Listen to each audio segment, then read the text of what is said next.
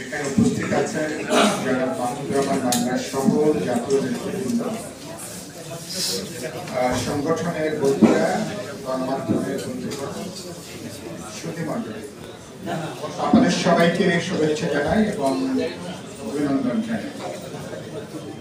আমি শুরুতেই বেগম খালেদা জিয়া, যিনি আবার গত ভোর রাতে যিনি আবার হাসপাতালে ভর্তি হয়েছেন,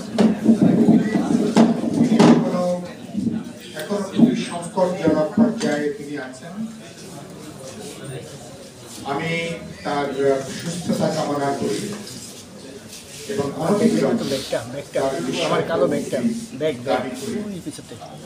এটা আমরা সবাই জানি, বেগম খালেদা জিয়ার যে শাস্তি, এটা কোনো দুর্নীতির বিচার নয়, এটা একটা রাজনৈতিক বিচার।